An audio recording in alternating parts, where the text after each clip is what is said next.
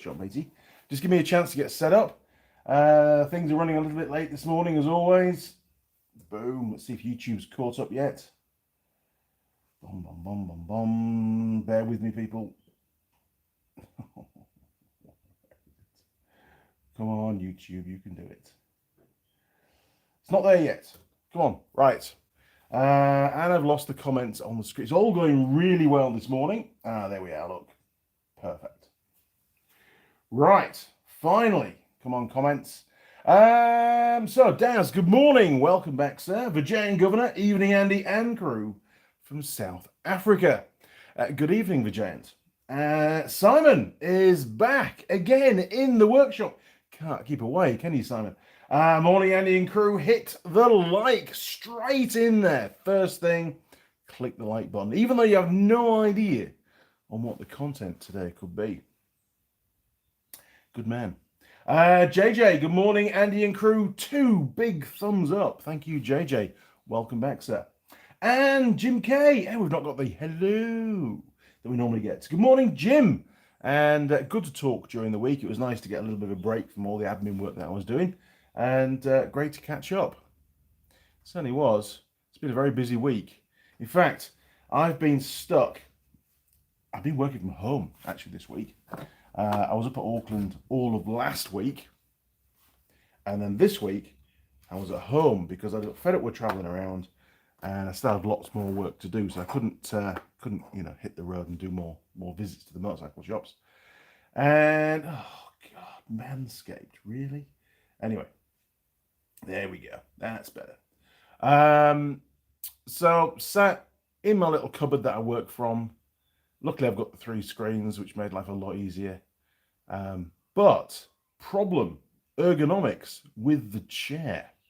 Now, it is an office chair. It is designed to provide good comfort and back support during a full working day.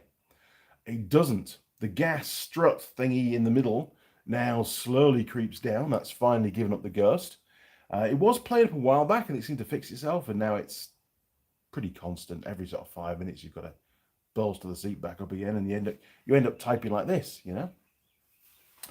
So by Thursday night, major back pain, and it's still there at the moment, although it is getting better now. I don't think I slept weird. I think it's more likely to do with that bloody chair. So that's one thing on my list to replace in the next couple of weeks. I don't think I'll be doing that much admin work next week. We'll have to wait and see how things pan out. But there's a piece of metal dropped down. I wonder if there's been a rat in the workshop. That wouldn't be good, would it? We have got a mouse in the house at the moment, which is a bit of a problem. It's living in Mrs. Mechanic's bedside cupboard, the cabinet drawer thing, and it was scratching around again last night. Anyway, it will be dead soon. Sorry, rehomed and released to the wilderness, as Mr. Clarkson would say. Simon, content don't matter. Got calls. You'd watch anything, wouldn't you, Simon, to be fair?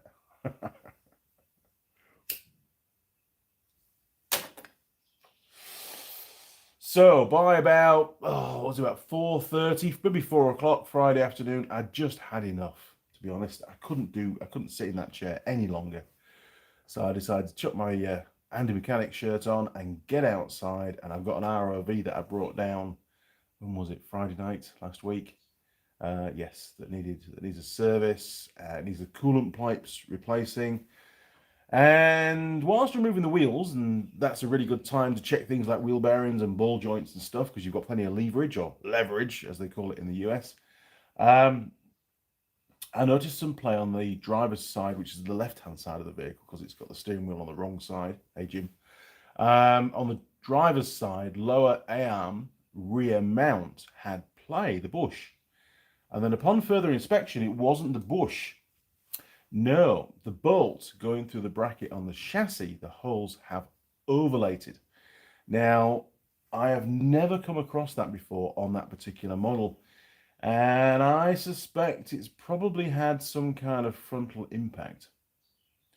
So I need to talk to the Surf Club in a bit more detail and find out what's going on.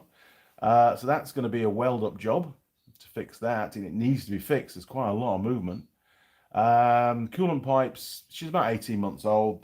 We've decided to implement that in the standard servicing where they replace the coolant pipes. They're not expensive, and it just prevents, the potential leakage which would result in an engine overheat situation, which is very expensive to fix. And to be honest, I don't really have time to do it either. It's a relatively big job, and I'd rather avoid it for me and for the club if we can. Never really used to have that problem on previous ones, so I don't quite know what's going on, whether the coating on the coolant pipes, the steel pipes, has changed that run under the floor, or what. Don't know. Maybe the sea's got saltier. No idea. But anyway, so we're going to replace those. Cooling fan sounds pretty good, but I've not done an amperage draw check on it at the moment. It should be about 6.5 amps. If it's plus or minus 1, we can cope with that. Any more than that, then I'll just chuck a new one on it.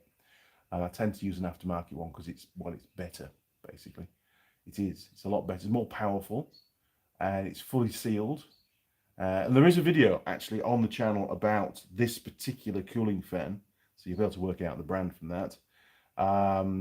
And I did an autopsy on the actual, YouTube, I don't like that word. I took the motor apart, and inside it was full of water and corrosion and stuff, which is the problem with them. So that'll get replaced if need be. It's not had an overheat situation. This is all preventative maintenance. We'll do a coolant system pressure check and make sure there's no weepage from any of the joints, as there sometimes is. If there is, obviously we'll address that at the same time as changing the pipes.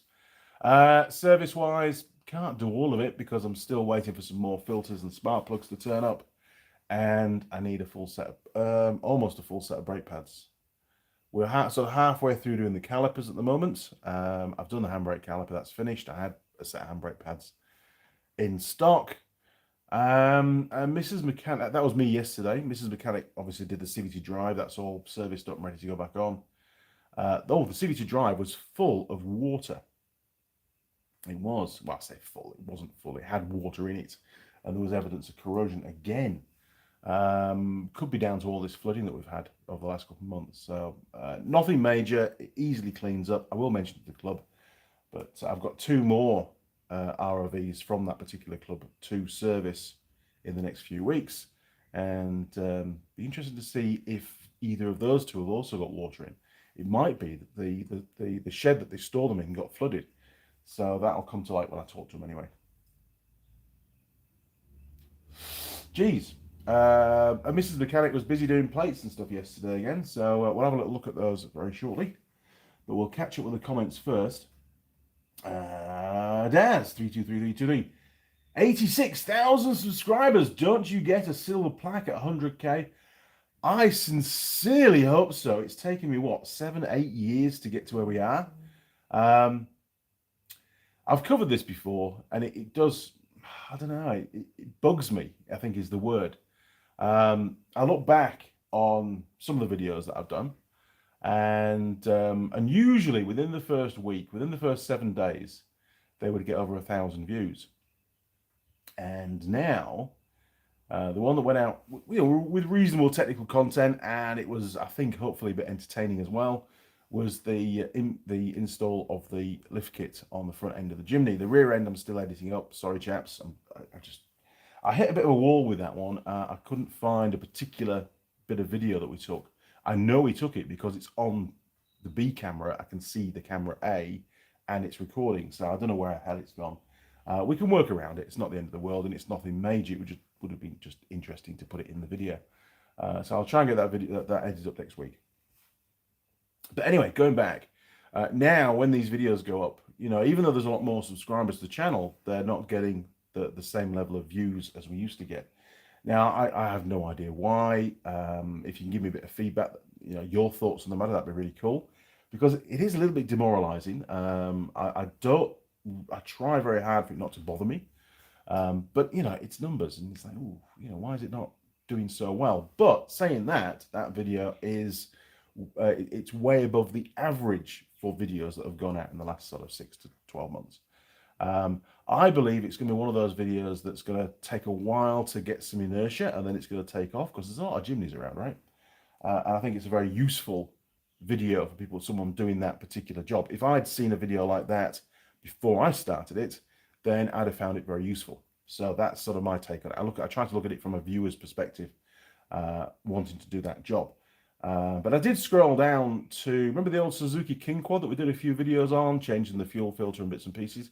Those videos have done extremely well, especially the one that, very short video covering how to reset the service light on the dash. It's, yeah, that was Jim's idea. Thank you, Jim. Credit where credit's due. I hadn't thought of doing that. Pretty obvious now when you look back on it, but I actually hadn't thought of doing it as a video. I mean, I knew I was going to do it as a job, but not to make a video.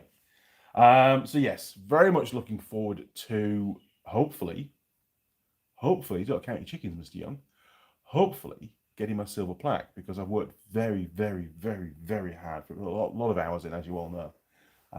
So we'll wait and see.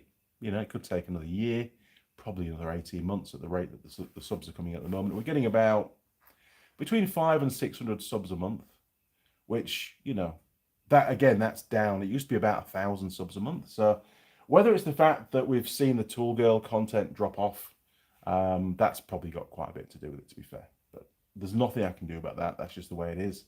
And when I retire, which will be in a few years' time, I'll be full-time doing the YouTube channel. That will be it. So there'll be lots of videos, lots more content on well, a particular brand, basically. Looking forward to that. And there's already 100 videos stashed away on the YouTube channel that you lot can't see yet on that brand. And those will obviously, you know, bolster the number of videos going out for the first year, probably.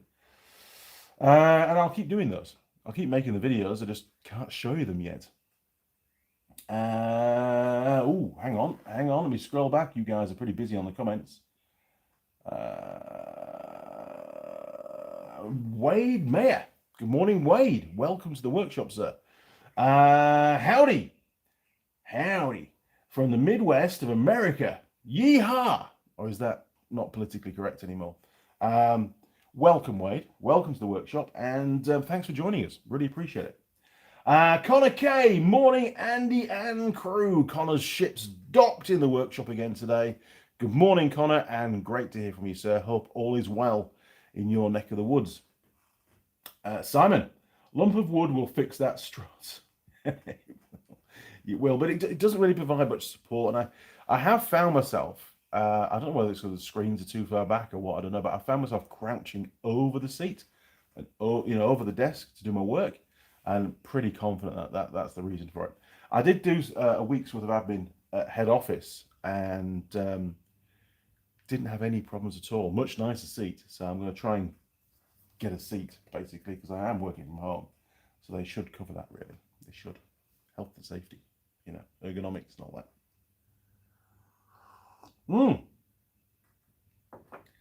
Sheldon, you've got the right idea. And whilst Sheldon is on, I have something to show you and a massive apology. You might remember the case of the missing hard drive, the small solid state drive that I lost in the South Island. Well, if you weren't on the last live stream, the guy where I was staying at the Mariners Suites, give them a plug, in Oamaru, I'd obviously left it there because they found it for us, and they took it down to the local Yamaha shop where Sheldon works, and well, he's one of the owners, to be fair. He doesn't just work there, he's top bloke. And between Sheldon and Jamie, they packed it all up, sent it up in a box, and during the live stream, I did an unbox, and we opened it up and got the hard drive, which was absolutely fantastic, and I was over the moon and amazed that I even got it back. But I opened the box upside down because the top side of the box was covered in courier stickers and stuff, and it looked a bit more of a mission to get in. Well, I missed something. I found it after the live stream when I came to sort of flat pack the box, take all the stuffing out and stuff, and I found a cracking piece of artwork that I think it was Jamie put it together.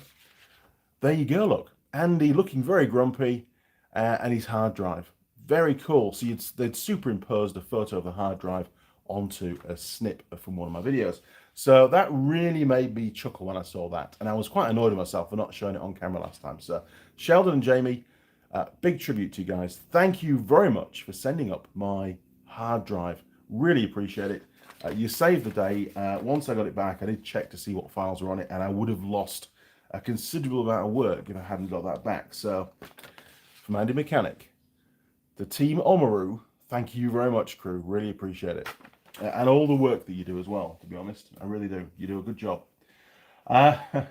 Now, Shane Davies. Morning, Andy and Mrs. Mechanic. Raining here in Nelson.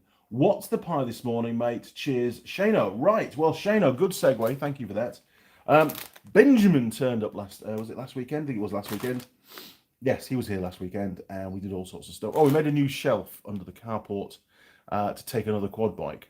So the old blue 350 that was in here, taking up space. The one that's still waiting for me to do the stator on, I know. Me and Jim Kay, we're working on that. We reckon we can get a brand new stator out of the States which will get it up and running straight away. I still want to do the stator video.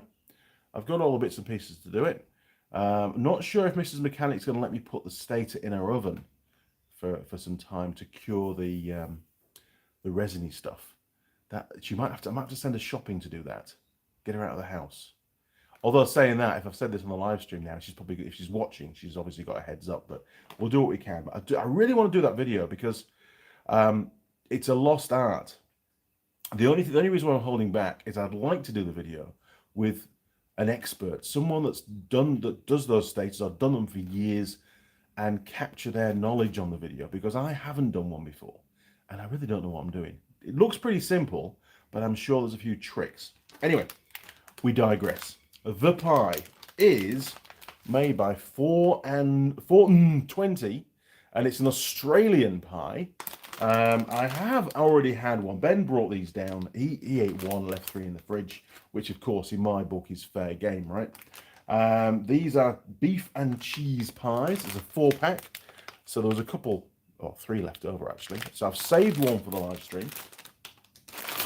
One thing I'll be able to do is comment on, consistency. Is this one going to be the same as the other 2 that I've already had?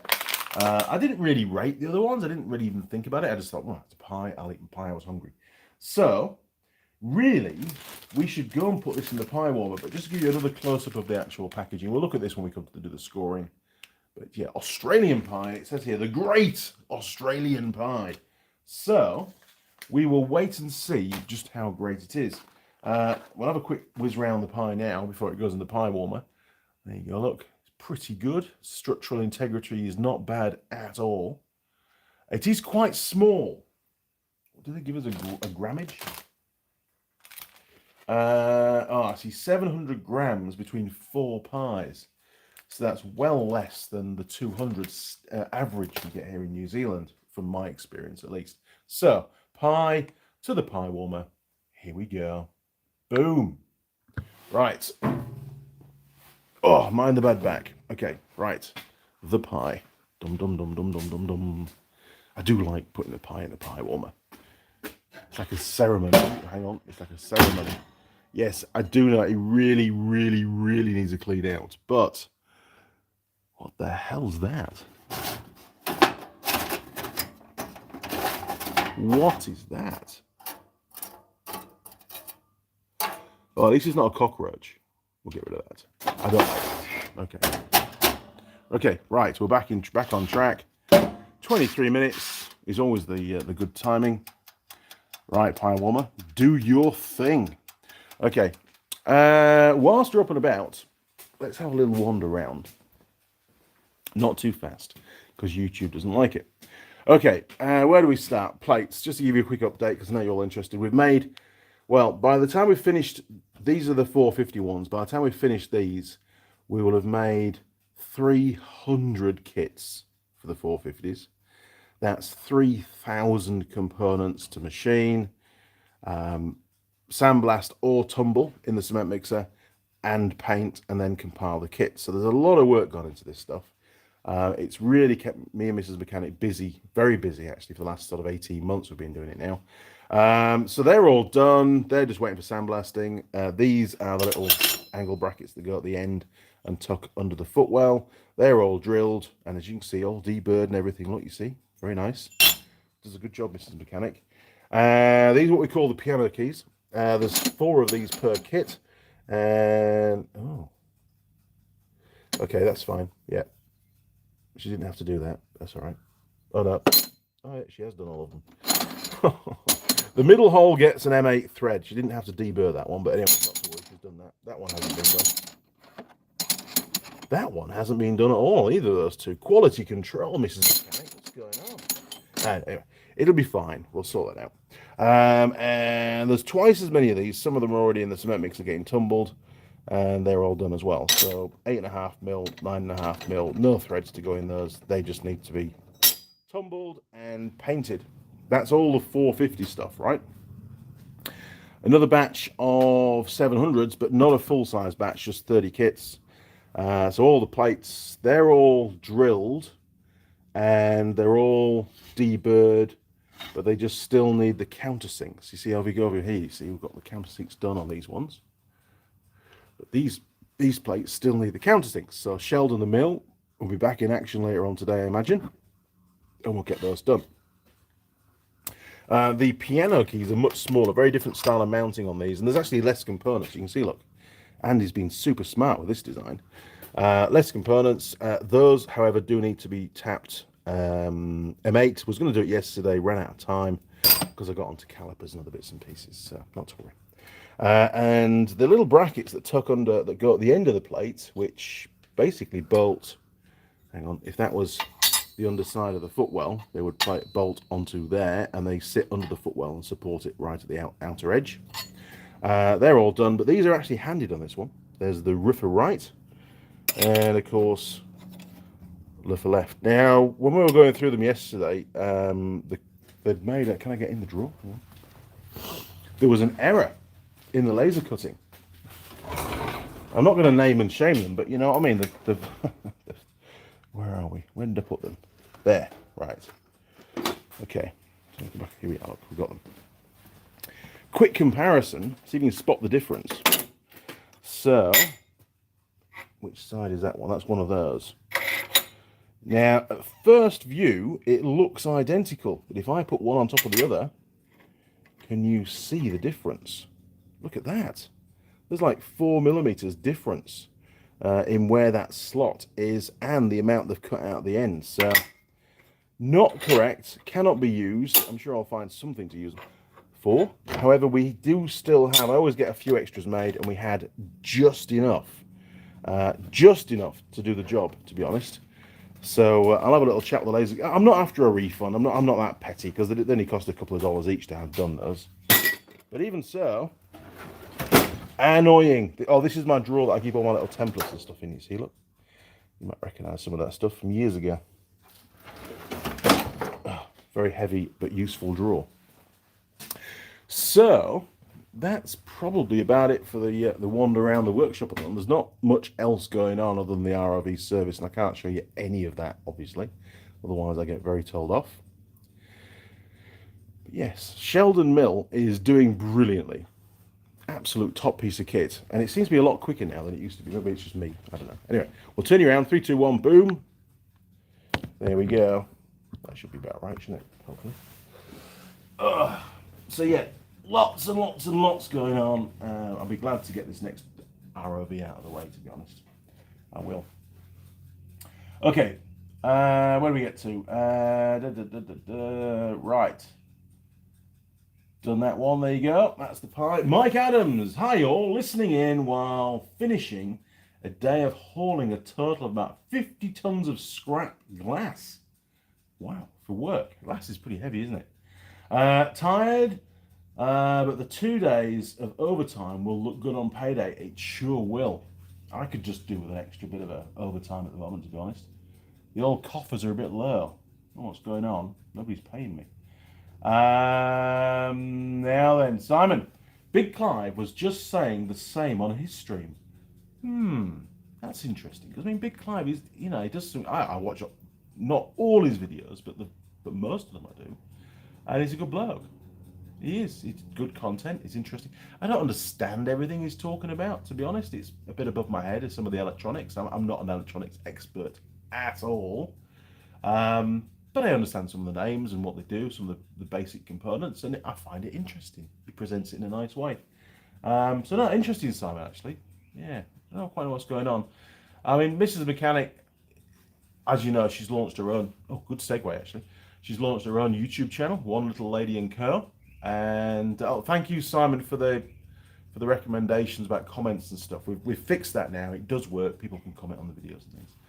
And she put out, if you've not seen it yet, you should go on to it. And she's put out a little teaser trailer for the monkey bite trip. She has, and it's very good. I like it. I like it a lot. I really like her style of editing. It's very, very different to mine. It's only a 2-minute video, so if you get a chance, have a pop across and have a watch if you've not seen it already. And if you can share it as well, if you like it, share it on your Facebook or whatever, because she's trying to get a few more views on that. And I'm trying to just, help basically, and so she gets a bit more, recognition about what she's done. Some great news as well.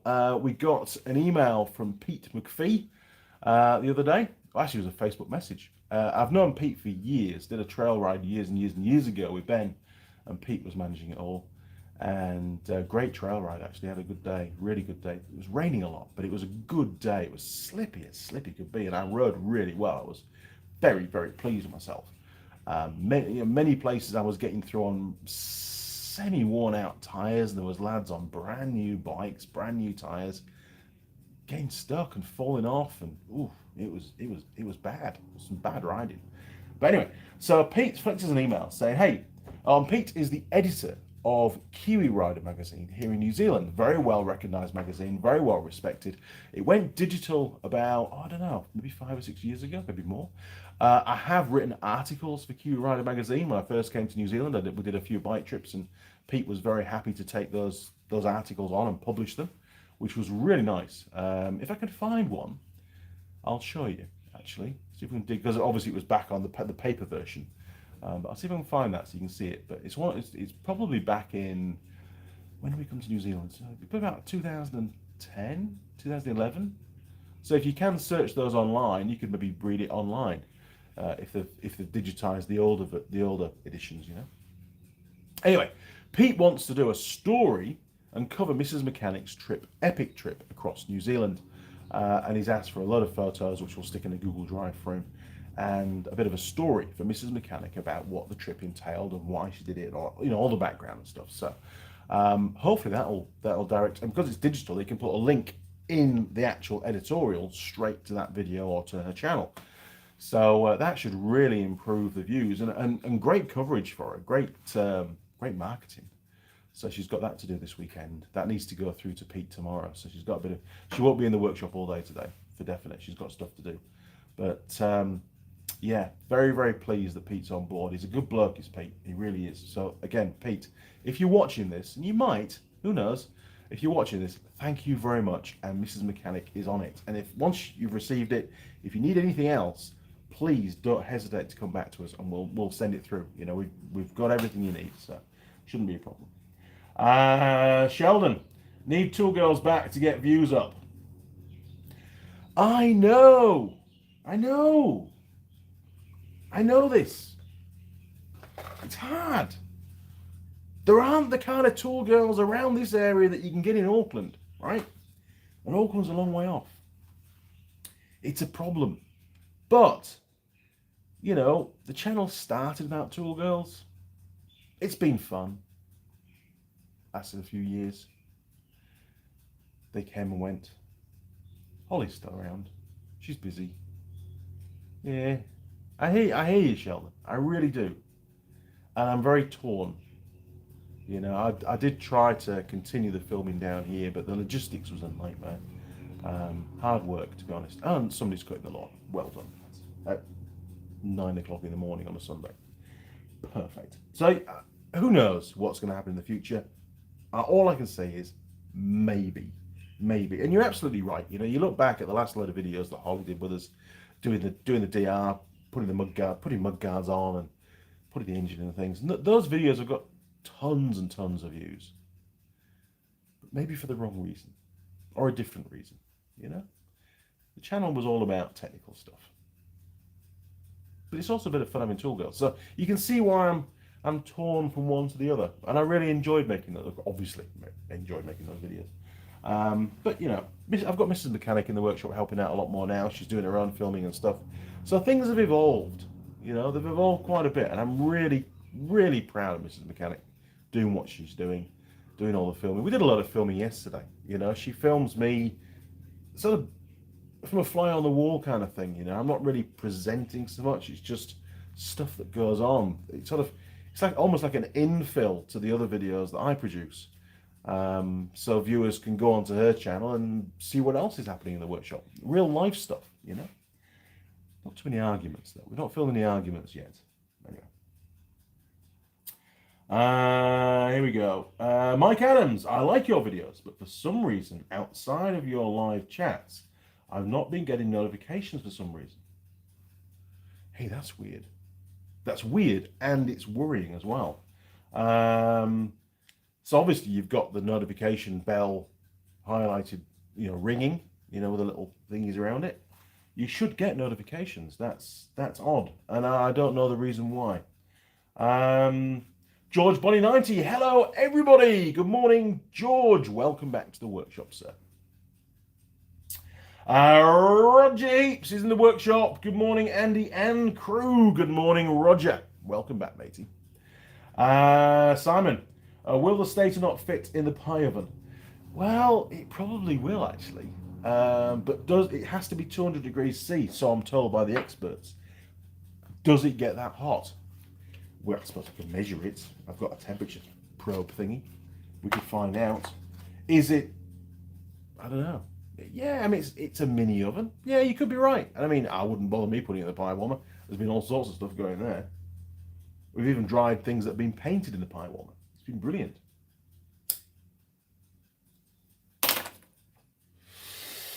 Now, Jim Haynes. Morning, Jim. Mr. Haynes says, out the races again in Neutral Bridge, Virginia. But I did hit the like button. Thank you, Mr. Haynes. Really, really appreciate it. And I was using those ratchets again yesterday. I was. Very good. On camera, actually. Mrs. Mechanic filmed it. Simon, have you milled with Sheldon yet? I haven't, because I don't want to disturb the countersink bit that's all set up. That's absolutely perfectly set up at the moment. I'm hoping, part of me is hoping this is the last batch of plates. The bank manager's hoping it isn't, but we'll see. We will have to see. I don't think we'll be doing any more 700s. This was like an after, you know, there was a bit more demand for them, so I thought, well, we'll just make some more of those. I don't know if we're going to make any more of the 451s or not. I just don't know. They seem to have dramatically cut down the failure rate of the footwells. I can't say too much. There's been the odd failure because they don't protect the ends of the footwell where it comes up. You know, and if you jump on your quad bike and your foot slips on the mud, it can punch out the end of the footwell. Some of the dealers have been fitting like an insert from the top of an aluminium checker plate. Obviously, that fixes the problem as regards the footwells getting broken at either end, but it doesn't provide any support to stop the footwell from sagging on the frame mounts, and that's what this kit does. And that was the primary reason for its design. Its design brief. So I don't know if we end up with another batch to do later in the year. Fine, I'm not going to say no to it because it helps, doesn't it? You know, it's not often a job like this comes along, and it certainly helped. Well, it paid for the monkey bike trip. Simple as that. There it is, the monkey bike. That wasn't a cheap trip. I mean, it was cheaper than the DR trip for sure because we had all the sponsorship. You know, Inter-Island, they gave us, we did get the refund, they gave us the tickets for the ferry. That was a huge chunk of money. But a trip like that still costs. We spent over $2,600 just on fuel. In fact, it probably was more expensive because on the DR trip we're using the company truck. So there was no fuel cost for that. You know, social use, but personal use, which is fine. But no, I had to pay for the fuel for the little chimney, which, you know, was expensive. That was by far the bulk. I mean, we did even get a fuel card from, who was it now? Ingham Suzuki in Tampa donated as a fuel card. Thank you very much. That really helps. All that kind of stuff, you know. So, where do we get to? Welding splatter. Damn. Here we go. So Simon, as regards the mill, yes, very much looking forward to starting to play around, do some milling work on it. That's one of the reasons why I got it. I mean, one of the reasons was just to do the countersinks, right? That was the that paid for it, that particular job, and it's really good at it. It's a lot more accurate than using a pillar drill. So, happy to carry on. And then once these jobs are finished, then I'll start to explore milling. I've got a couple of bits for it and stuff, so it should be pretty cool. Just need to get some stock, some steel stock, some aluminium stock, and then I can start throwing chips all over the workshop, as they say. Now then, Connor, did you ever get all the electrical upgrades in the shop completed? Very good. I'm pleased you mentioned this because it's another thing we can talk about. And up to spec. Also, Mrs. Mechanic's YouTube channel has got good content. Thanks for letting us know. Good editing. She's really good at editing. She spends so much time getting it exactly how she wants it to be. And I mean, don't forget, she's never edited before. She's learning as she goes. So I'm sure that as each episode goes out, the editing will start to be a bit more slick. Things will flow a bit better. She'll work out how to do more stuff in the editing suite. She's using the same power director that I am, so we can share knowledge. And I was able to teach her the basics. And I only taught her the very, very basics. Believe me, it was a crash course, and everything else. And she can do more stuff than I can now already. She's very clever. She's got a degree in it. I haven't got a degree. So no, she's very conscientious about what goes out. Episode 1 is scheduled now to go out on the 6th of June. It's nearly finished. She just wants to get some of these supporters, some of the sponsors' graphics in there as well. And she's got a couple of final tweaks to do. So it's very, very close. It will go out on the 6th. That's the plan. And then we're looking probably, she reckons, about every 6 weeks there'll be another episode. So it'll take a few months for the whole series to go out. But hey, that's fine, because look at Project Binky. They took years and years and years, and it's still not finished. So it's not about rushing them all out. She can take her time and make a really good job of it. And then once she's finished that, and there's no pressure, when she's finished that, hopefully we can get the DR ones edited up and out. They won't be done, I don't think, to the same standard, because the audio's nowhere near as good and the filming's not as good. But at least we can get them on the channel, on my channel, and then we can focus on actually doing the we've called it the Postman Pat Van trip, which is definitely on the cards, and we can get we're going to get a drone for that one. We talked about it yesterday. We're going to get a drone. Ben's coming along as well, hopefully. So there'll be 3 of us, 2 of us in the Jeep, 1 driving the vehicle at any one time. So it gives us an extra cameraman. It gives us a drone operator. It gives us a lot more. And then what we're going to do is we're going to rotate through driving the buggy, which will obviously add a whole different dynamic to the whole thing as well. So that'd be really, really cool. Very much looking forward to it. But that's not going to happen until either the back end of next year or early 2025? Don't know. See how the budget goes.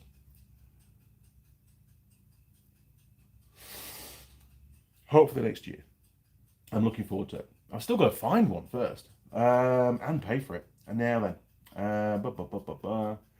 Simon, don't think Andy in hot pants will get the same views. No, we're not trying. We're not trying that. I don't think it would. My hairy legs wouldn't go down well at all. I can guarantee it. But thanks for confirming that, Simon. Daz, I found your channel from the Makita Impact gun. Oh yes, you tested and reviewed. I ended up buying one because of it and been a loyal subscriber ever since. That was a good video. I mean, I got a lot of ridicule about the way we measured torque and breakaway torque and that kind of stuff, but overall it got a lot of views. It did get demonetized though for some reason. I don't know why. Bizarre. But anyway, doesn't matter. There's plenty of videos on the channel that are monetized. It's only the old one that gets demonetized. And it might have been remonetized. I might have put in an appeal and got remonetized, because often they make mistakes. And this is something which, I know we're going off on a tangent, but I paid for a commercial license with Artlist. Now you might see those that make videos. I know Simon puts the other video out on his channel as well. Artlist allow you to pay for a license. It's like an annual. Well, it's not. It's a lifetime license for any any music that you download during your license period. And your license period is for a year, But if you download it during that year, you can use it forever on your YouTube channel. So some of my videos have got music on, and I actually quite enjoy putting some music on, especially on that hyperlapse stuff that we started doing as well. And it got pinged, and it was one of the trailer videos that we did recently. It got pinged by YouTube. Oh, you can't do that, it's copyright, all this kind of stuff. And I'm like, hey, don't panic, it's all good, Mr. YouTube. Here's the license for that song, or, you know, so I'm covered. Anyway, they declined it. And I haven't done a follow-up yet with Artlist, but I've paid to use that song. You know, I've done everything I'm supposed to do to not get pinged for copyright and to keep the monetization of the video, yet I still got pinged for it. And that grates my bones, does that. It grinds them down. It really winds me up because I spent good money on that license. And what does it really mean? Is it really, and I'm very, scared is the wrong word, but I'm very, very tentative now about putting music in future videos. Or maybe I've got to source it from the YouTube music bank. Maybe that's a more guaranteed source of not getting pinged, which is what Mrs. Mechanic's doing, by the way. She's getting all her music from the free music that's available through YouTube. And I think that's a far safer option, to be honest. So, yeah, it really wound me up, did that. George Bonnie 90. What's the name of Mrs. Mechanic's YouTube channel? It's called One Little Lady and Co. So if you search for that, it's all one word. There's no gaps, I don't believe. It's just One Little Lady and Co. In fact, we'll have a look. Hang on. Let me just launch another YouTube. Right, One Little... There we go. Yeah, One Little Lady and Co. And I'll show you the screen as well. Right, we'll turn you around. 3, 2, 1, boom. Okay, I'll take you out of the tripod. There we go, look. So this is the search on One Little Lady and Co. One word. And that's, if you click on there, look, touchscreen, nice. Click on there, and then you should see that. And this is, I won't play it because then she won't get any views, will she? But that's the trailer. That's the, it's not the trailer we built. It's the lead intro. It's really cool. You need to watch it if you haven't seen it already. It's very, very cool. One Little Lady and Co. And if you want to subscribe, she's got 17 subscribers now. She's very happy with that. It's very good going. I mean, when I got 17 subscribers, it took me a few months, and they were just the students that I was teaching, for God's sake, and I told them to subscribe. I gave them specific instructions to subscribe. So there you go. There's a few videos on there as well about stuff we did in the workshop, background stuff. So if you get bored, then you can watch those as well. It's very cool. She's got 18 now. Very good, mate. Thank you, George. I should be very happy about that. Every subscriber counts. I mean, you know, YouTube look at the algorithms, and it's going to be years, if ever, that she gets that channel monetized. Getting the channel monetized now with YouTube is very difficult. There's a lot of hoops to jump through, a lot of thresholds to meet, and I don't know. I mean, I sincerely hope she does, but I just don't know. I mean, we did consider making it another channel under my name, which then would have kept the monetization straight away. But because of work and obviously she's filming everything in the workshop, she covers all brands. You know, the covenant that I have with work doesn't cover her channel, definitely not. Then, you know, she can film everything without any kind of restrictions. You know, other than the swear words. Mind you, YouTube allows swear words now, some of them, I think. But you know, it's just some extra. So if you get bored, that could be somewhere else to go to have a watch. And she doesn't get any money from it. If you want to donate to Mrs. Mechanic, you can do it through. Oh, there's another one. PayPal has taken away the ability to make a donation to my YouTube channel. They're only allowing donations now to registered charities. So you have to make a payment rather than a donation. So it's the andymechanic@live.co.uk is the email. You just send it through to that. So I've got all that to change on the channel now as well. Thanks, PayPal. Really appreciate the extra work. Anyway, I digress. Right, the pie's just gone ping. We'll give it 2 minutes to sit.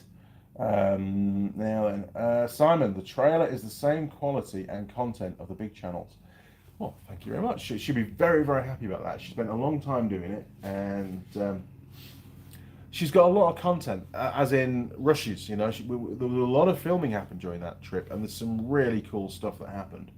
and I'm sure she'll present that in the episodes in the best possible way that she can. I mean, sure, we had a few glitches at the start with the cameras and stuff because we're getting used to using them, and that was a bit of a shame because we missed a couple of things that we really wanted to film.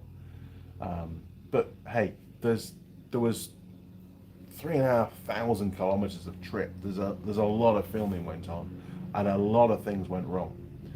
A lot of things that you don't know about yet. So it's going to be cool. I'm sure it's going to be really cool. And I'm really looking forward to watching it because it brings back some great memories. I really, really enjoyed that trip.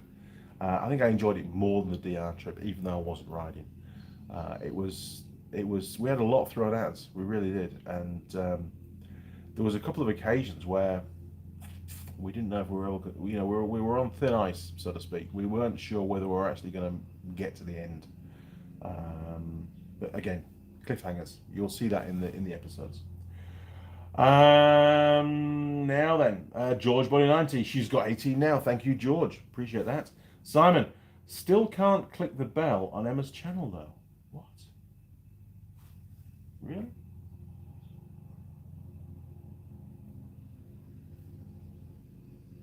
That's weird because I can. Look here. I'll show you. Turn you out. 3, 2, 1, boom. Some of your screen's a bit different to mine, but you've got the little subscribe thing here, and then if you do the drop-down menu, you can choose whether you want all the notifications or not, and you just ring the bell, and then you get these two little ears around the bell, and you should get the notifications. Maybe it's, I don't know. Anybody else in the UK can try that and see if it's just Simon that's got a problem. I don't know. I've never had that problem before. Very strange.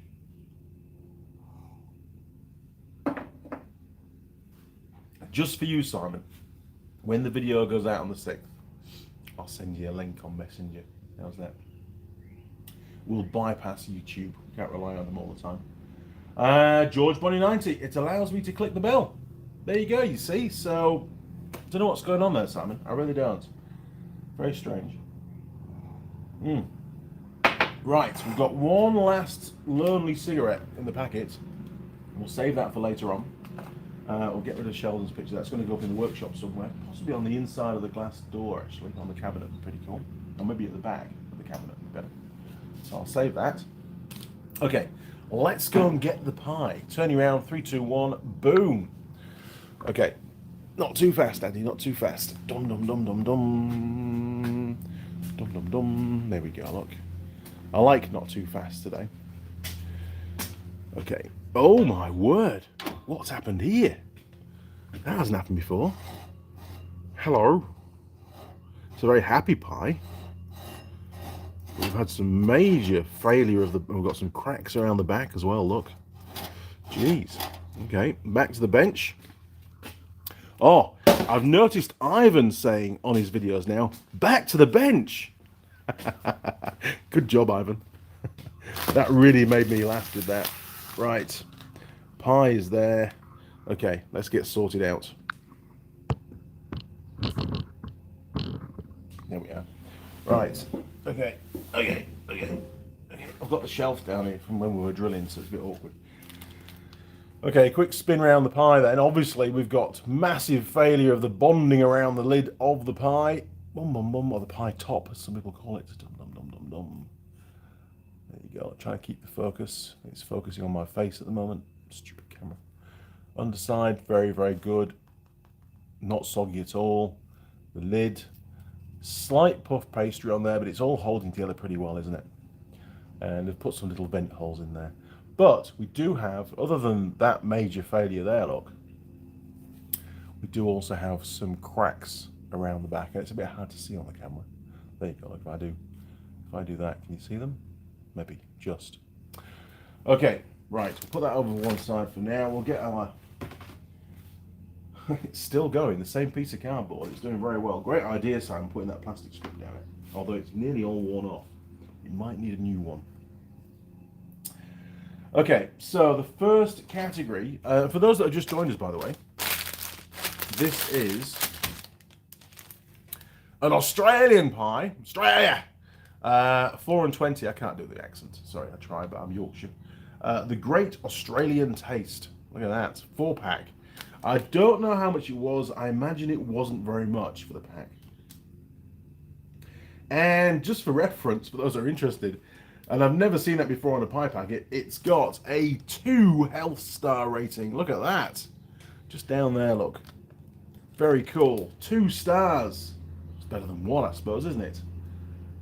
The great taste of 100% Australian beef with cheese in delicious gravy wrapped in a golden flaky pastry.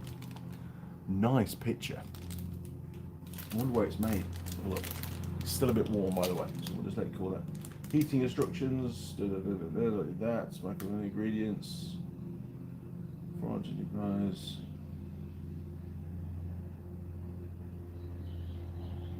Oh, they're in Victoria, is where they're based. Okay, interesting. We'll do more on the packaging a bit later on. Let's get to the pie. Okay, I'm going in, and as always, we start at the most compromised part of the pie to give it the best possible chance.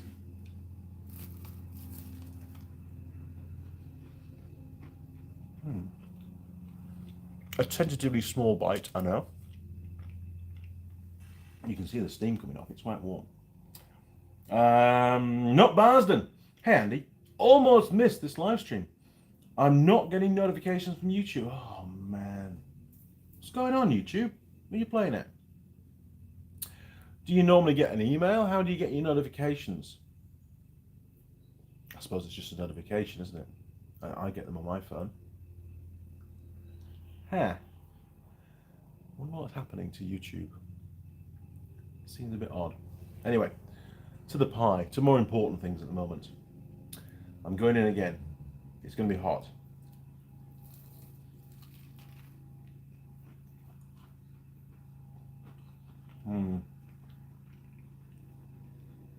I've not had any large chunks of beef yet. It's more like a, you know, like a gooey, gravy, beef flavored thing at the moment. I'll let you know when we get a nice chunk of meat. Pastry tastes okay. It's it really is just pastry flavor though. There's no additional sort of herbs or spices and all that put in there. It's very just pastry tasting, which is fine, but it can get a bit bland if there's a lot of pastry. And if you look around this is only a small pie, by the way. If you look around the edges here, there's quite a chunk of pastry, and that's quite dry to the mouth. Luckily, I've got some cold coffee to wash it down.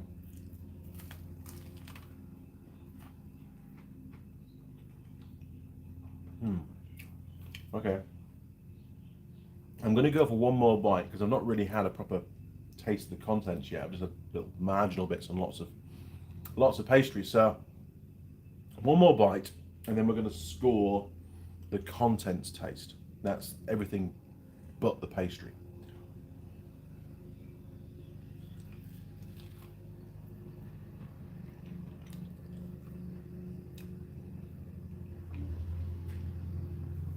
Man, if it hadn't come out of a packet saying beef and cheese, and somebody asked me to decide what kind of pie this was, I would definitely say mince and cheese. It's very, very small pieces of beef in there.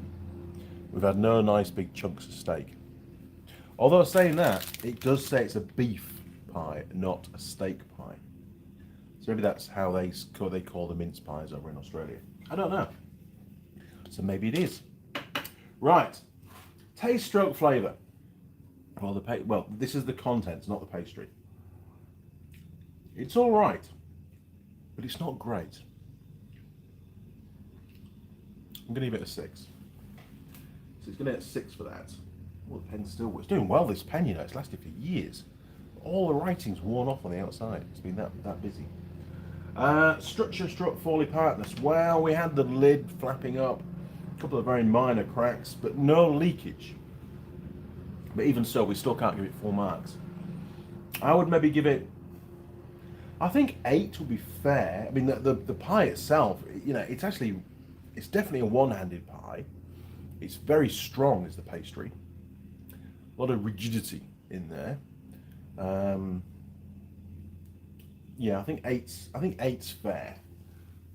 We'll give it an 8. But bearing in mind, the other 2 pies that I've had out of this same packet, neither of them lifted the lid like this one did. Runnability, well, we know what's going to happen here. Okay, 45 degrees, 30 seconds, absolutely rock solid. It's like I don't know. It's almost like a solid is the contents. There's no, runny gravy, nothing like that in there. It's all just congealed together. Do I even need to continue? Not really. Nothing's going to come out of there. I mean, I can even give it a shake look. I can be talking on the phone. I can be flapping my pie around at people, and nothing's going to fly out. So it could be a good pie for certain circumstances. If you were snowboarding down a mountain, for example, and had to eat a pie at the same time, this would be a good pie for that. If you were riding your motorcycle off-road over jumps and things, this would be a good pie to eat whilst doing that. I jest, but you know what I mean. It's pretty integral. It's not going to break up on you. And probably one of the best we've seen for that particular quality. Maybe that should be a category we should do. So runnability gets a full 10 marks. Very, very good. And maybe we can mention that when I do the little strip, magnetic strip later on. We can mention that it was super, super solid, super stable pie. Meat quality. Well, here we go. I'll go for another bite in the middle. I think I need more meat.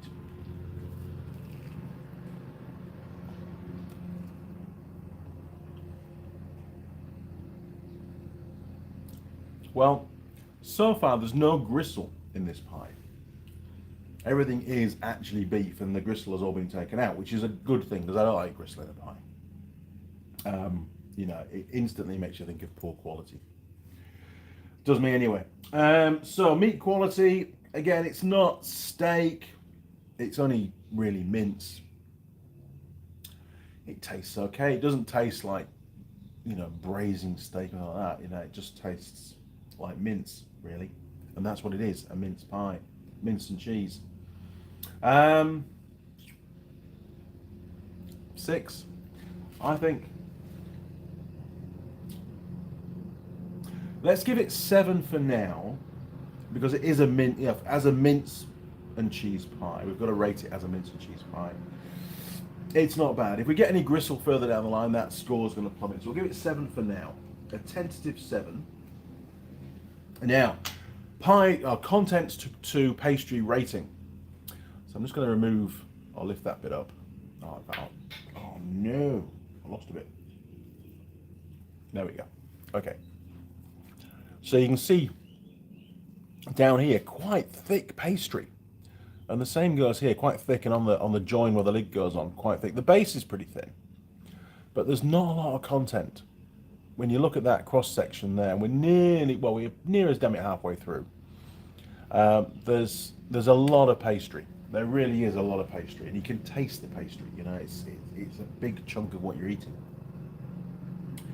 I wouldn't say it overwhelms the meat because it hasn't really got a lot of flavour, but it certainly dilutes the flavour a bit and takes the meaty flavour away. So it's about 50-50, isn't it? Is the cross section.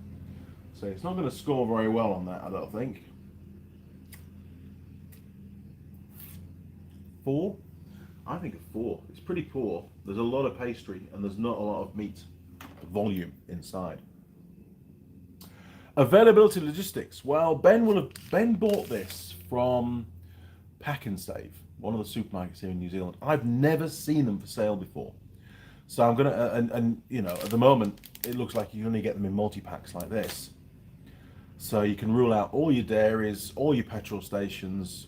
You can buy them? You can buy them online because Pack and Save you can order online. So yes, you can order them online, but other than that, you've got to go to a Pack and Save and you've got to cook them.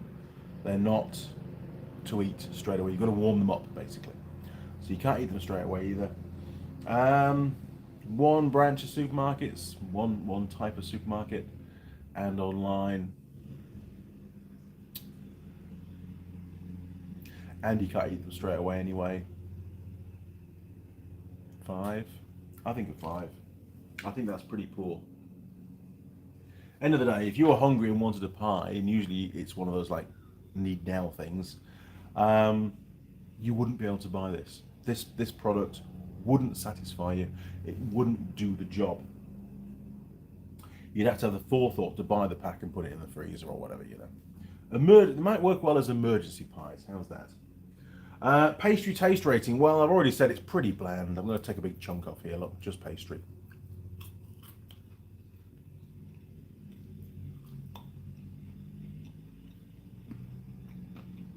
It's quite crunchy. Very dry.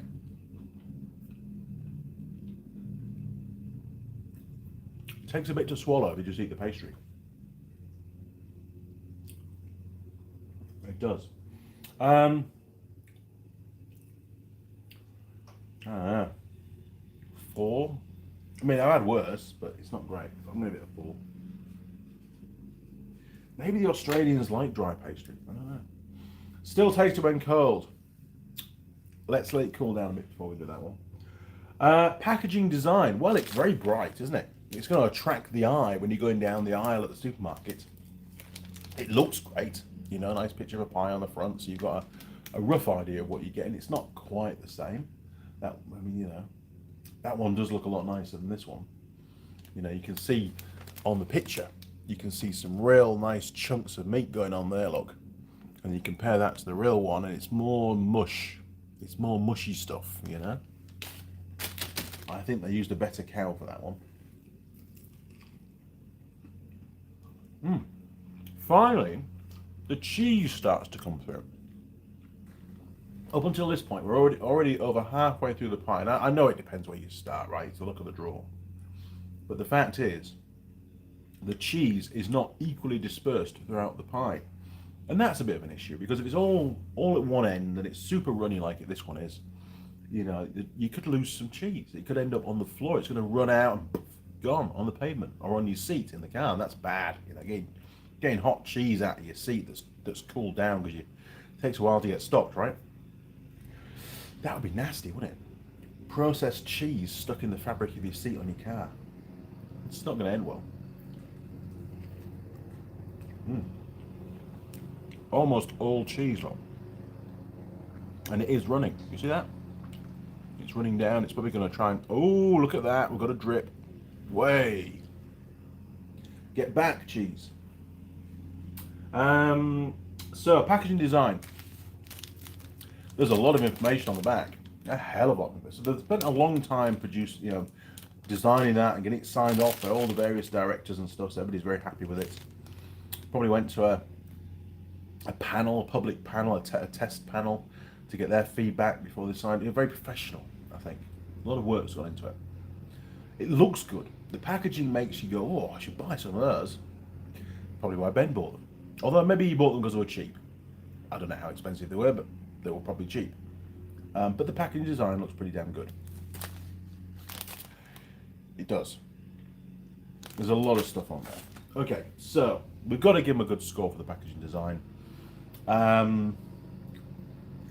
Hasn't got a window. You can't see the actual products. They're going to lose a mark for that. 9? I think 9. I mean, it's pretty good. Let's give them a 9 for that one. Recyclable score.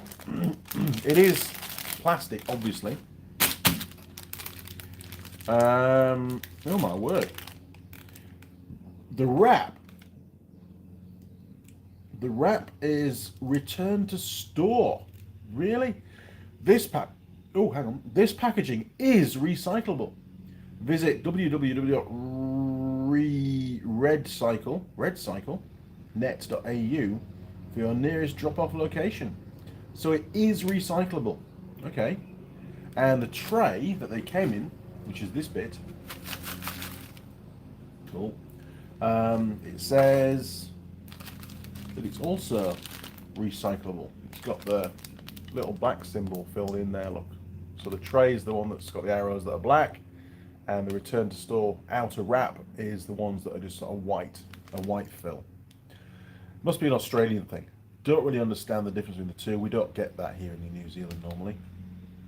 So, they say it's recyclable. Everything there is recyclable, even though it's plastic. It can be recycled. So, we've got to give them a good mark, right? They've told us it's recyclable, and therefore it is. They've even told us to take it back to the store, which is highly unlikely it'll ever happen, but, you know, they've told us. The sheer fact that it's plastic, though, and it needs to be, if it was paper, which probably can't be when it's a frozen goods, probably some legality. I don't know. Do we give them a 10 or 9?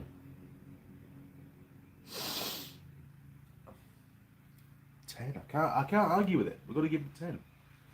10 is, even though it's Australian, it's still a 10, right? Post pie heartburn. I haven't got any at the moment, and on the previous 2 pies, I didn't get any either. So, full 10 marks at this point in time. Stuffability score. Well, good luck with that. Pie server attractiveness. Pack and save. They tend not to spend too much money on the tellers, you know, for the tills.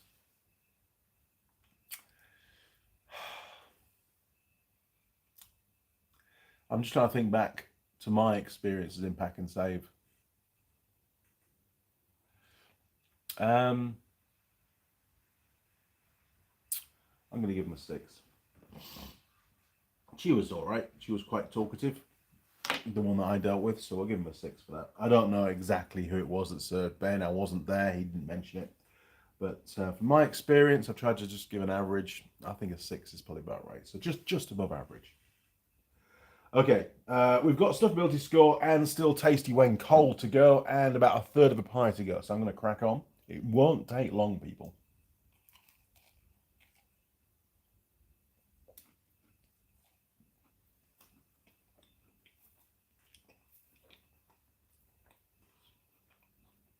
Now,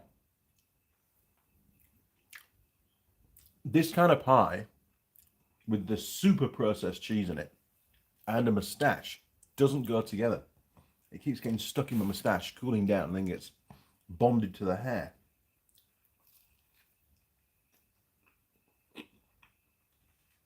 Saying that, God, it's like glue. Saying that, the cheese doesn't actually taste that bad. It's got a distinct flavour to it.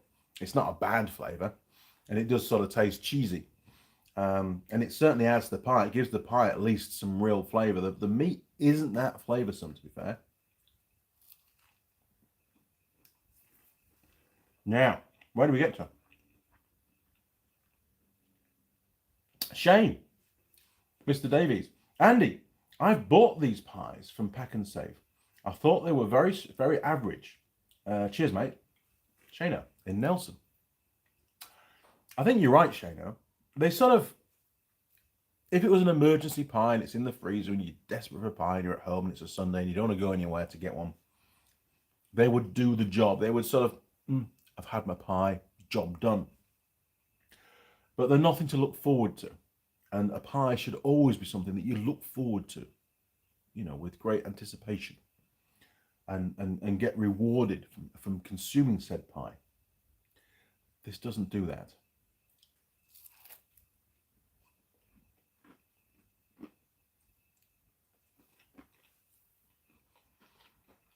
And you've got to keep wiping the cheese off your moustache because it keeps sticking to it. It's not good.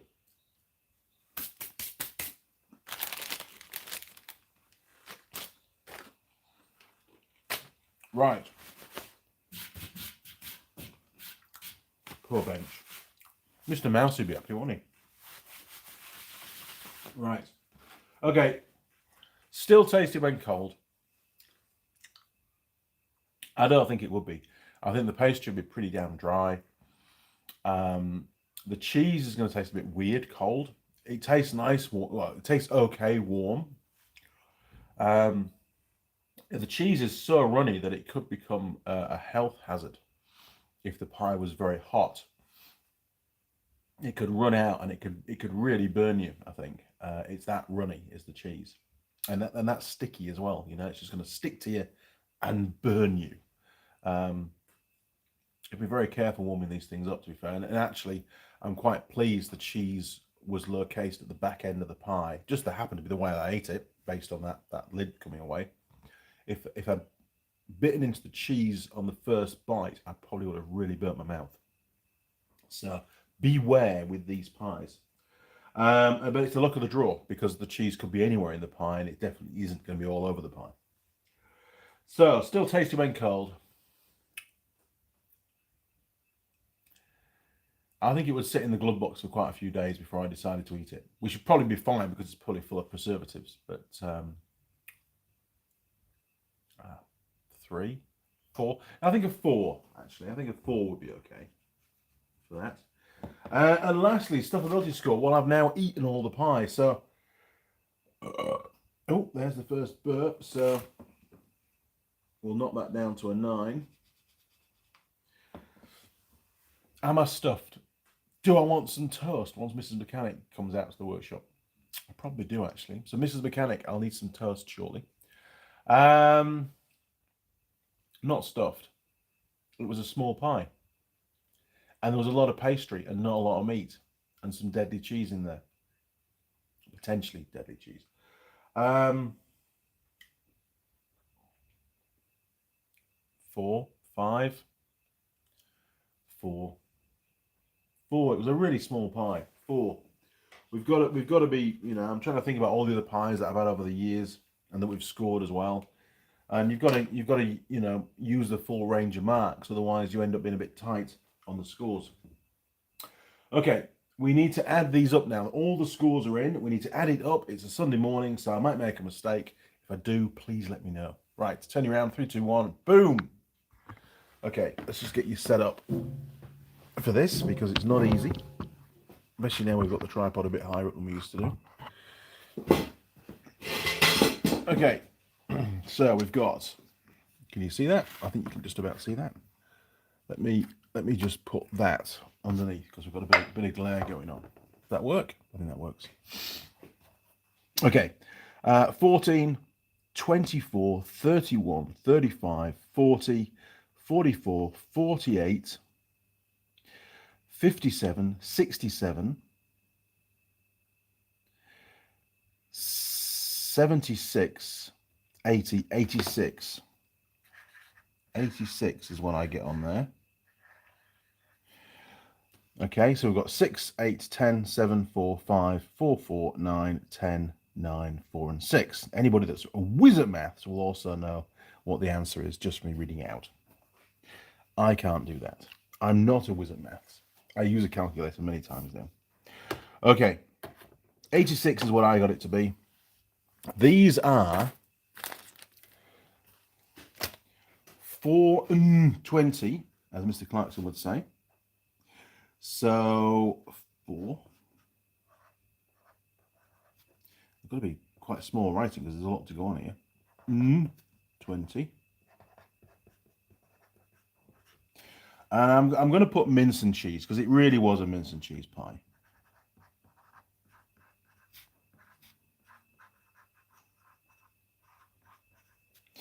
And we give it 86. Now, the good point was it was most robust pie, very robust or stable, very stable pie.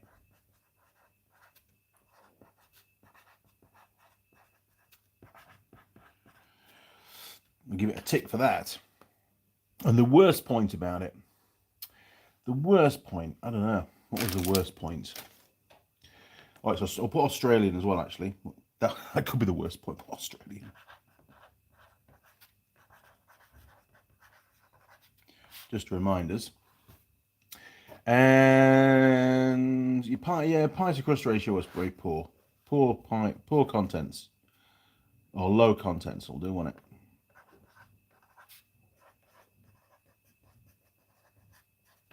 Right. Okay, enough information for the sticker. Let's head over to the board. Right, sorry, some notifications flicked up on the screen. Now, 86. Oh my word, 86. 86 is right down here. It's only just got in on the door of pies that I would even consider eating, to be fair. So I've scored it the same as a Mackenzie steak, mushroom and ale. And it really only got 86 because the packaging was good. And it was recyclable. So if we go back over here, look at the scores. Where did it score the most? Well, runnability obviously got a 10 on, which was pretty good. But that doesn't add to the flavour, does it? I mean, it adds to the durability of the pie. Sorry about the glare. The glare's terrible today. If we do that, look. Is that going to help? Yes. We got, recycling score, it got 10. Packaging design, it got 9. So it got huge scores on those two. So the actual pie itself was pretty crap, to be honest. It was. You could probably, if you're not going to take those two scores into account when you're buying your pies, then, we can pretty much run it down into this area here, look. It's going to be right down there. So not a good pie at all, in my opinion. It did the job. I've had a pie this morning, but that's about as good as it gets. Right, turn you around. 3, 2, 1, boom. Yeah, not good at all. Right, we're just going to get the camera sorted out. Dum, dum, dum, dum, dum. There we go. Okie dokie. So, we've been going 1 hour and 16 minutes. Maybe I'm just trying to put off doing any work this morning, to be honest. Oh, man, that was work. Ooh. Okay, where do we get to? Camera's good? Camera's almost good. Got a bit of rafters going on, haven't we? There we are. Right. Where do we get to? Not Barsden, done that one. Shane, done that one. Davies Repair. I just got a V. Sorry, Daves. Mike Adams, are you saying you don't like getting a handful of filling from the back of the pie when getting a mouthful bite from the front of it? No, I'm not saying that. I would like the cheese to be equally distributed across the top of the pie. That would have been a better thing, rather than just a great glob of cheese sat in one place with no meat or anything. It's just a disaster waiting to happen, isn't it? You bite into it and all of a sudden, woof, molten cheese is everywhere. It's all down your front on your shirt, it's on your trousers, it's dropped onto the carpet of the car. It's not good. It's not a good look, and it's going to cause, if you're off to a meeting, that's bad. You're going to turn up late, and you're going to look like shit because you've got cheese all down your front. Hey up, Dave, you stopped for a pie on the way here. Yes, I won't be buying one of those Australian pies again. Look at this. It was terrible. That kind of scenario. Simon just ordered a new shirt, a new t-shirt. It says, "Save the planet, crush a Tesla." I totally agree. I think that's a fantastic t-shirt. I would like to wear a t-shirt like that too. I absolutely am completely against, as every day goes by, I am more against these all electric cars. I think they are just a complete waste of space, and they are just, can I say it on YouTube? They're a problem just waiting to happen, and I think the vast majority of people that have bought them have no idea what they've let themselves in for. They just think, oh, it must save the planet, we'll buy one, we'll be green, we'll do the right thing. And in reality, it's far from that. They just don't know the whole story. The marketing teams, the governments, they're just brainwashing people into buying these things in order to try and meet these emissions limits that they've set themselves through various groups around the world, world leaders and so on. They just want to try and meet those targets in any way possible, and they're sort of brushing to one side the fact that electric cars are not the answer, and they're going to cause them a lot more problems further down the line. Disposal of the batteries. Where on earth could you park one? I mean, Mrs. Mechanic had a very good point the other week when we were talking about it. That what's starting to happen now is people with an electric car, some people, not all of them have experienced this yet, they're started to be made feel like an outcast. You go and park in a car park. They're actually quite a large car, most of them. You need a bigger parking space. And other petrol cars don't want to park next to your car, the owners, because your car could catch fire at any second and they don't want their car to burn to the ground as well. I think all the electric vehicle cars should all be parked in one place all together and as far away from the destination point as possible. So if it's a shopping mall, there should be a, almost like a perimeter car park, just for the safety of the public. They should be put way, way out back and beyond, so that if they do catch fire, it's not going to harm anybody. Lots of multi-story car parks now are banned or are in the process of considering banning electric cars because for two reasons. One is the fire issue. If they get a fire in a multi-story car park, it's a big problem, very hard to deal with. And secondly, electric cars are heavier than a normal car, significantly heavier. So though many of those buildings haven't been built to cope with that extra weight. They only need like 20 or 30% to be electric cars, and it could seriously compromise the structure of the whole building, and the whole lot could come crashing down. That's not good. That's not good for anybody, especially the people that are walking around said building at the time. They're going to be very unhappy, So I really think people need to, before they buy an electric car, they need to consider all aspects of the electric vehicle, right from day one, getting the materials out of the ground, all the shipping that's involved to get those materials to various factories to make the batteries and bits and pieces. The extra weight of the car, I mean, if it's a heavier car, it's going to use more energy to move it around anyway. There's so many bad facts about those cars, disadvantages of owning an electric car. Not just the inconvenience of the fact it can't travel normal car distances.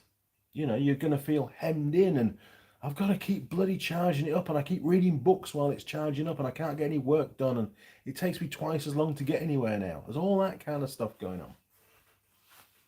And not to mention that the power grids are failing around the world as well, because these electric cars are selling like, selling like hotcakes. It's a compound problem, and somebody like the BBC should really do a drilled-in investigation into electric cars. They've probably been bound over not to do it, but they should do it. They should do a really deep investigation, maybe a 3 or 4 part series. You're starting right at the raw materials, and then on the last episode covering the disposal of the car. And they can include things like, if the car's involved in an accident, and interview the fire brigade and all the extra stuff that they have to do to manage that damaged car, and obviously if it's caught fire, how to manage that, and the fact it could re-catch fire again, and really highlight the differences between the problems with the electric cars and a normal car, a normal petrol or a diesel car. There's so much that people are not taking into account buying these machines, and I see them all over New Zealand now. You go up to Auckland, and the place is full of them, and they're selling them like hotcakes. It's I saw a Mitsubishi ad the other day actually, and on one advert break they were pushing their EVs really hard. It's the best thing since sliced bread, and you can do all this, and you should go electric and things. And then at the next advert break, they were obviously trying to sell off a stockpile of petrol engined cars, new ones, and on the advert it said real petrol engine, travel the distance. It was really pushing the benefits of it being a petrol engine and stuff. And you got this one marketing team issuing 2 completely contradictory messages within a space of about 15 minutes on the same TV channel. And it's like, lads, either you like petrol cars or you go for the EVs. You can't have your cake and eat it. You got to make your decision, and you've got to run with it. You can't say that they're both the best car on the planet, because they clearly aren't. Obviously, I'd go for the petrol car. Not that I would buy a Mitsubishi anyway, but I would go with that. But yeah, Teslas. There's a lot of Teslas in New Zealand now. A lot of little potential bonfires about to happen.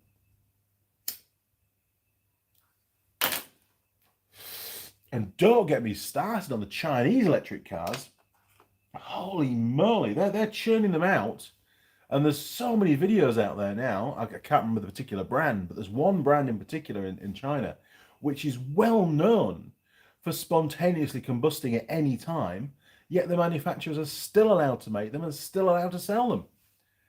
I mean, it's just a different world over there. Really, I mean, obviously they're going to be super cheaper, these vehicles, but even so, they shouldn't be. There's no rules. They shouldn't be allowed to sell a vehicle with such a potential fault. It should be banned. Look at all the scooters. I even saw a mountain bike that caught fire the other day, you know, on a video. It's like, what the hell, people? Steve Robb. Hey, morning, Steve. Welcome back to the workshop, mate.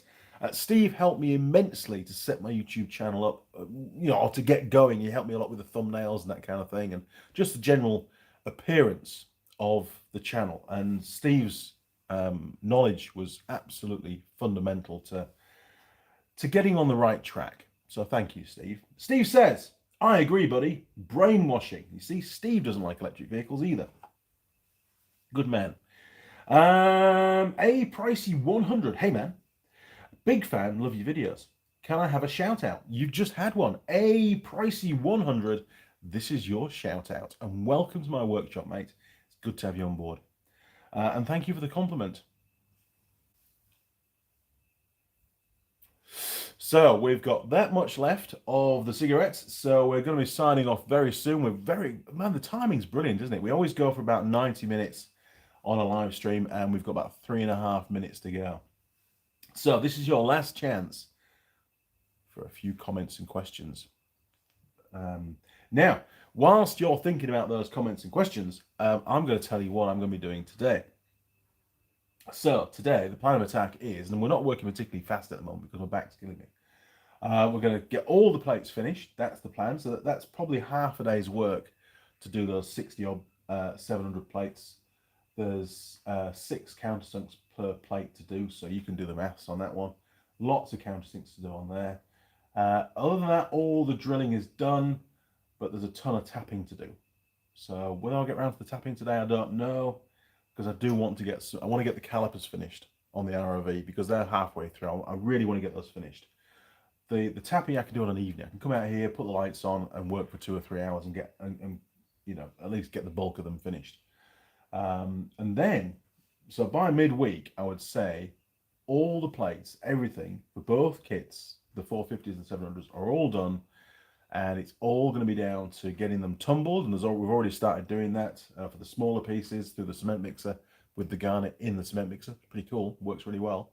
And then Mrs. Mechanic has got, we reckon, 6 days of sandblasting to get those plates sandblasted, both sides. 6 days in front of a sandblasting machine. That's going to be harsh. I really feel for her on that one.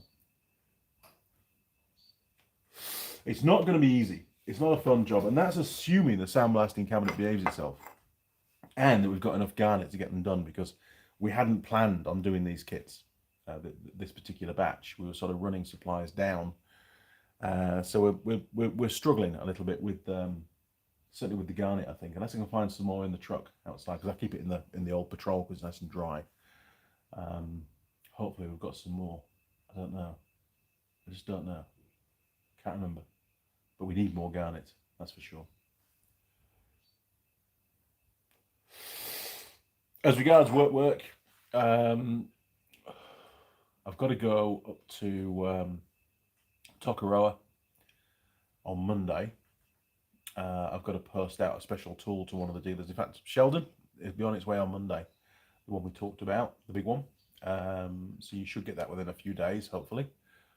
Please send it back once you finish with it. It's the only one I've got. I'm sure you will. You're very good with your couriers. So really just working from home in the bad chair. So I'm going to have to try and have a think about maybe swap the chairs, use something else to sit on, maybe a stool. I don't know if that'll help or not. I doubt it. Got to work that one out. But still got lots of admin work to do. Yeah. We can talk about the New Zealand government if you like. We might run over time. In fact, we're going to run over time, but there's no comments. That's all right. Pre-delivery inspections. Now I can talk about this because it's not directly related to work. It's not a that brand thing. It's a government thing, just to be clear. So I think we've covered this once before, but there's some more information that's come to light, and I'm currently locking antlers with the authorities at the moment over this. Just hear me out. It takes a little bit to describe and to run through, but if you listen carefully, you'll understand it. As a vehicle importer, so let's say Honda, right? Let's say Honda. There it is. There's a Honda. The new motorcycle arrives in New Zealand and it's imported by the official Honda importer, which is Blue Wing Honda here in New Zealand. And somebody within that organization is nominated as the new vehicle entry certifier, and it's NZTA, the government department that certifies them, that authorizes them for that position.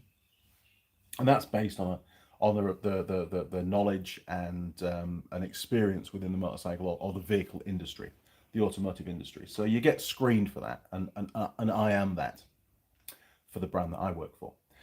And then that new bike, while it's still created, gets shipped out to a dealership. Let's say in this case, Honda Omaru, where we bought the bike from. Sorry, Sheldon. And the bike has to be assembled and it has to go through what's called a pre-delivery inspection. So the assembly is making it look like a motorcycle.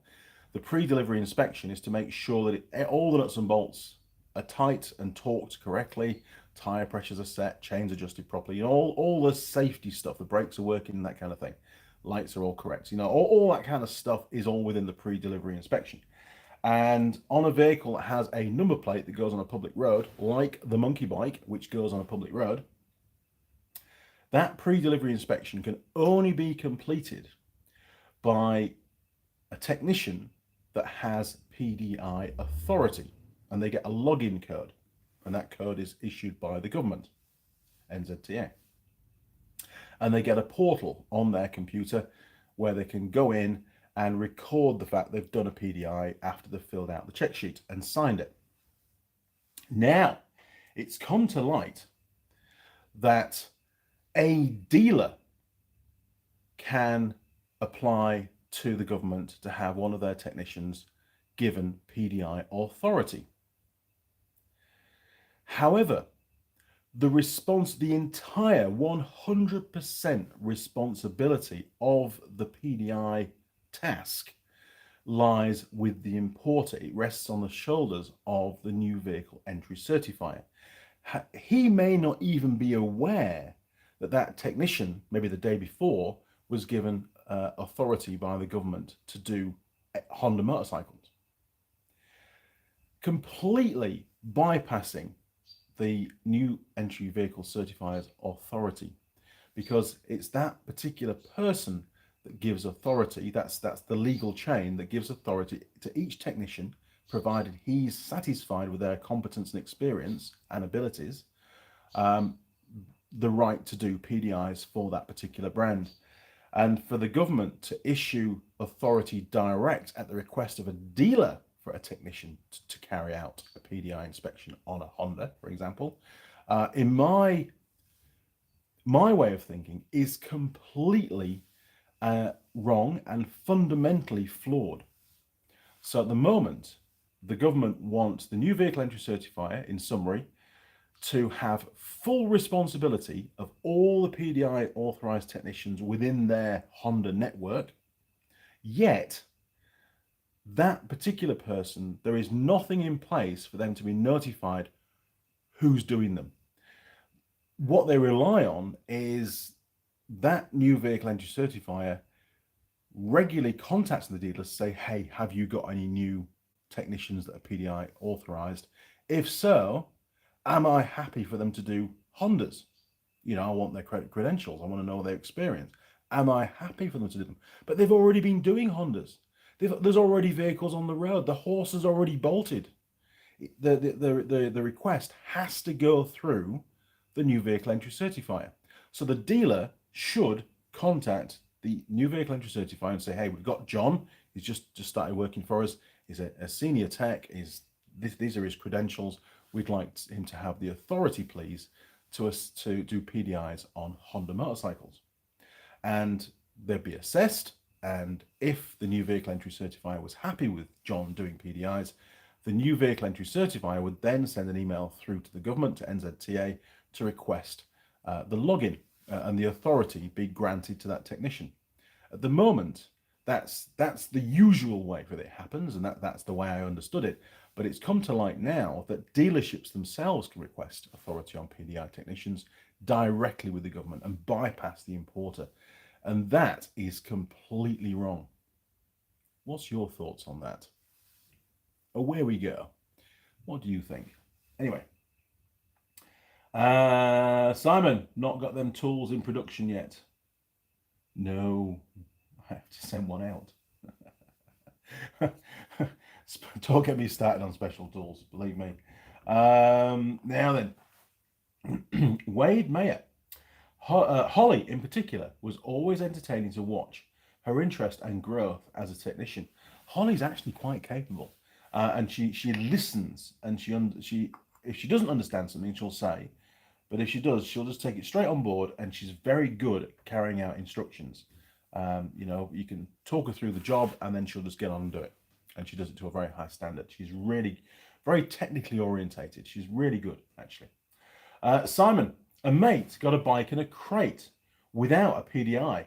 Well, that's completely illegal for a start. Asked me to do the first service. Looking at the bike, it was just wrong. Rounded bolts, handlebar clamps flush on one side and massive gap on the other. PDI is there for a reason. PDI stands for pre-delivery inspection, and it applies to whether it's a motorcycle, a car, a ute, a truck, any vehicle that goes that enters service and use on a public road has to legally go through a PDI inspection, and it has to be completed by an authorized PDI technician. And with that, they have to be to a certain standard. And the importer is the person that should decide that, because at the end of the day, they have to assemble and PDI the machine to that brand's standards. And only that brand knows what those standards are and can make the decision, are they up to the job or not? The government, when a dealer applies to the government, and I've seen the emails, I've got the evidence, all they do is say, hey, John's just started work, this is his name, can you give him a PDI? And then they get an email back, oh, thank you very much for inquiring, and here's John's login details. And it's done. When it's done directly between the dealer and NZTA, there is absolutely zero screening done whatsoever. And one thing that I didn't mention is that the dealership has no direct legal onus to NZTA when it comes to PDI. They can make as many mistakes as they want, they can do as bad a job as they want, and they do not have to answer directly to NZTA. It is the new vehicle entry certifier that carries the can. So you can see why I feel quite badly about the situation at the moment. It's wrong. It's fundamentally wrong, and it would not stand up in court. There should be one method of getting technicians PDI approved, and that is through the importer, who would then, if satisfied, put the request through to Land Transport. And I am going to do my level best to ensure that that's the only way it can happen. For a dealership to apply directly makes a mockery of the entire system. Anyway, there you go. You got some real nuts and bolts today on what's going on in the background in my life at the moment as regards one of the roles that I have. And I am not going to give up. I'm going to rock the boat or ship, Connor, until this matter is properly addressed, because fundamentally it's wrong at the moment. Now then, Wade, I agree with you. It is the same problem they had with the electric cars 100 years ago. Battery technology isn't ready. This is to do with electric cars, right? Battery technology isn't ready. Makes you wonder why governments are pushing manufacturers to fast track ending petrol power. I think the only reason why they're pushing so hard to end petrol and diesel cars is it's entirely due to the fact that they've agreed these targets that the country has to reach regarding emissions. The government know that it's putting pressure on the infrastructure for the electric network, or the national grid is in the UK, the power lines. electric generation in each country. We've seen it already in the States. We've seen it here in New Zealand. They're struggling big time. Probably the same in the UK. I don't know. Maybe Simon can comment on that. So they know it's detrimental to the grid. They know the vehicles clearly are a hazard. They bring with them additional hazards that need to be addressed. Whether it's the car in a road traffic accident and it catches fire, or whether it's even the parking in a multi-story car park. All these factors have to be taken into account. And then you've got the recycling of that car when it comes to end of life, whether it's in an accident and written off, which it probably will be. Most electric cars are written off if they have an accident, which is, again, not that environmentally friendly when a petrol car could have easily been repaired and put back on the road with a much lower impact on the environment. You know, building a whole new car has got to have more impact on the environment than just fixing one that's already been made. So there's so many factors and there's so many disadvantages that the government seem to be railroading to one side just to push through the sale of EVs so that they can try and get as many petrol vehicles off the road as they can to bring the emissions down. You know, and is New Zealand really going to take into account that 50% of our electric at peak times comes from a coal-powered power station? It's not hydroelectric. It's dirty power. You know, it's bad. Are they going to factor that in? Probably not. You know, the politicians will swing it whatever way they want to try and prove that they've done a great job, when in reality they really haven't. Anyway, we've come to the end of the live stream. Andy's had his little rant. If you want to comment on that, I'll have a think about that, and then we'll pick it up in a couple of weeks' time at the next live stream. I'm more than happy, and I'll keep you abreast of how things pan out at this end, because I've written a pretty strong email to Land Transport about that, and I think they're obliged to act. I really do. But we'll wait and see. Maybe they just won't take me seriously. But then I'll do everything I possibly can to make damn sure that only the technicians that I authorize will have that brand's endorsement to assemble that particular brand's vehicle. There's different ways to skin a cat, right?